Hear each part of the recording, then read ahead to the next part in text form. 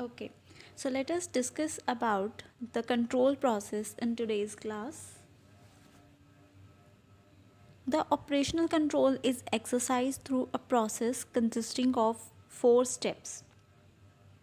We can say the control process contains four basic steps through which we can control the processes of the organization and we could evaluate the strategic management properly. The first step is establishment of standards. The first step in the control process is establishing the standards.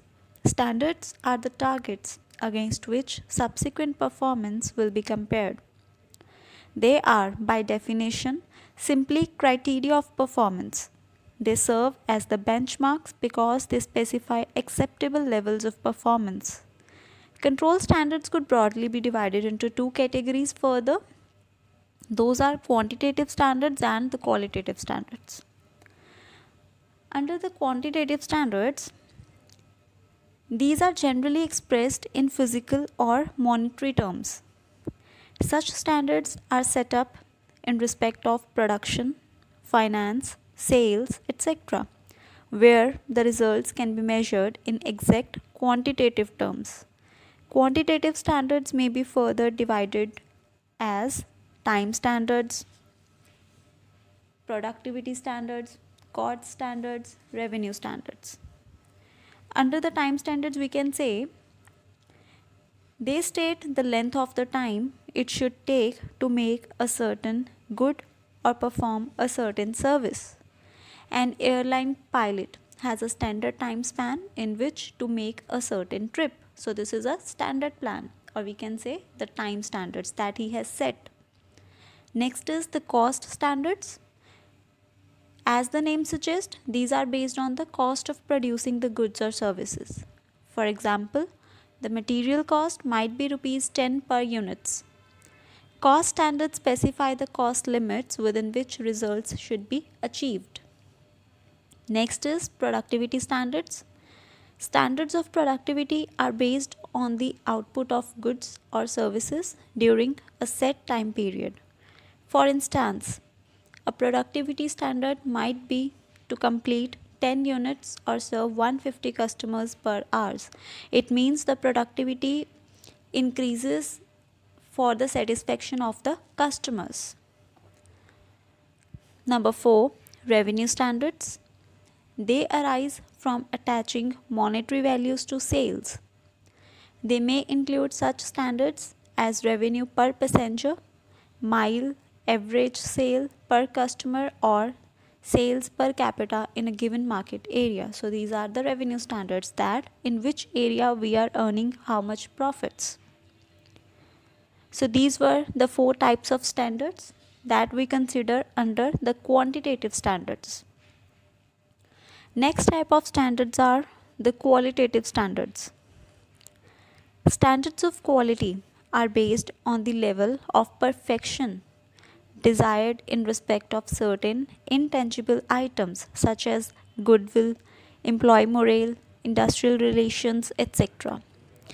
Test, surveys, and sampling techniques are used to prove human attitudes and drives in respect of above items before specifying a limit. So all the other qualitative factors as against the quantitative factors will be considered as the qualitative standards for controlling the management processes. How we could set these standards, or what are the requirements of performance standards? Set in precise quantitative terms. It means when we need to set the performance standards, first of all we have to set in precise quantitative terms that these are the targets that we have to achieve. When we have a quantitative target, only then it will be possible for us to achieve those targets and to control the processes. Next, flexible enough to modify whenever required. We know the environment in which we are living is dynamic in nature. So, our standards should be such that they could be easily modified whenever required according to the changes in the environment. Next is acceptance range of deviations to be laid down. Deviations are some of the problems or the restrictions that occurs in the process of doing some work. What is the accepted range of these deviations, or what is the expected range of these mistakes that could be made under certain circumstances should be laid down in advance. Next is clear and understandable. Whatever performance we will set for the employees or the organizations should be clear and should be understood by all working on it. Workable and acceptable. It should not be that we are setting the standards which are not even achievable. No, the standards should be such that on which we can work and which should be acceptable by all. Take care of all strategic points that cover the entire organization and revise periodically and keep up to date. So these are some of the requirements of performance standards, that how we could set up the performance standards in any of the strategic management process.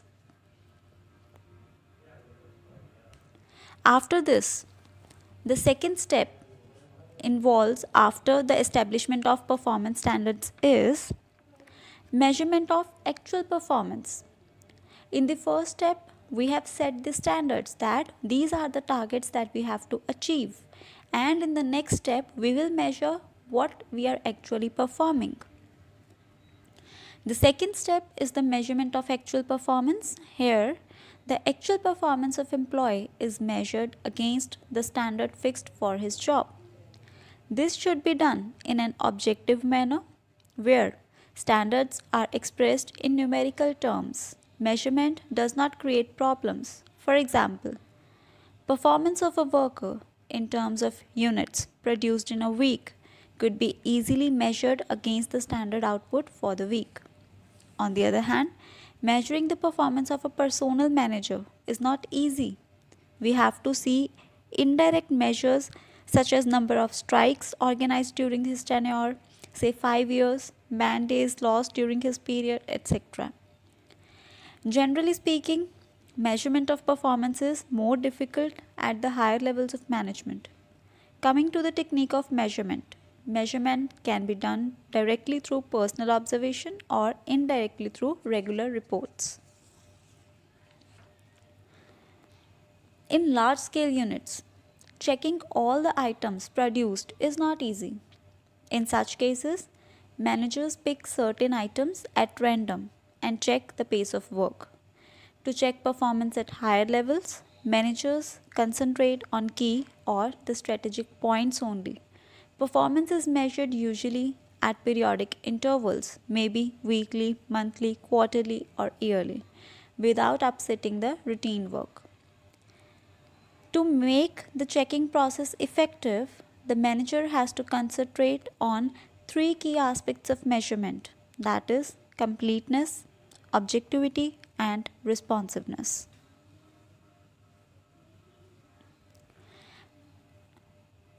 Now, whenever it is not possible to measure the performance prior to completion, then measurement is done after completing the task. Even when measurement during the performance is possible, management may not practice it due to cost incurred in doing so. So we can say that in the second step, we have to measure the actual performance through various tools and techniques that could be adopted by the top managers. After doing the actual performance, in the third step, let us move to comparison of actual performance with the standards. The comparing step determines the degree of variation between actual performance and the standard. Some variation in performance can be expected in all activities. It is therefore important to determine the acceptable range of variation. Deviation in excess of this range become significant and receive managers' attention. All such deviations may be due to errors in planning, defective implementation, or careless performance of the operations.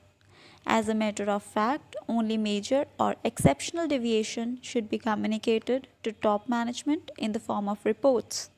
This is known as management by exception.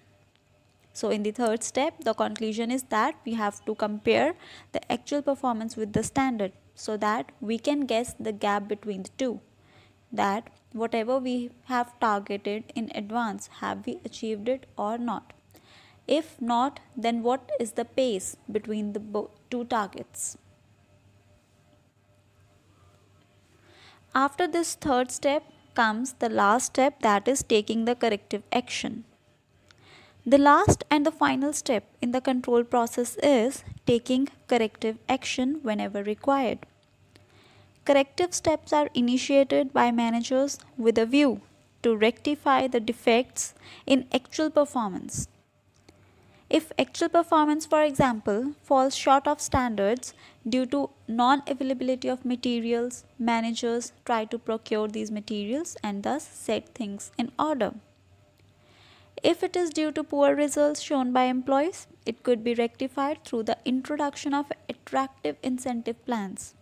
Thus, a corrective action may involve a change in methods, rules, procedures, etc. Sometimes variations might occur due to unrealistic standards. This is, the goal may be too high or too low. In such cases, managers try to set the things in order by revising the standards altogether.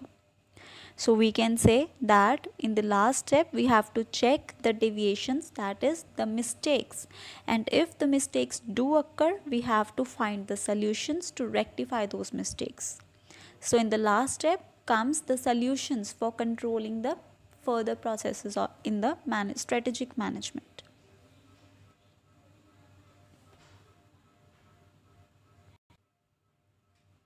So this was all about the control process, which involves 4 steps. These are very easy steps in which we have to set the performance standards, then we have to measure the actual performance, we have to compare the actual performance with the standard set, and if some deviations occurs, how to find the solutions for the same. So this was all about the strategic management control process.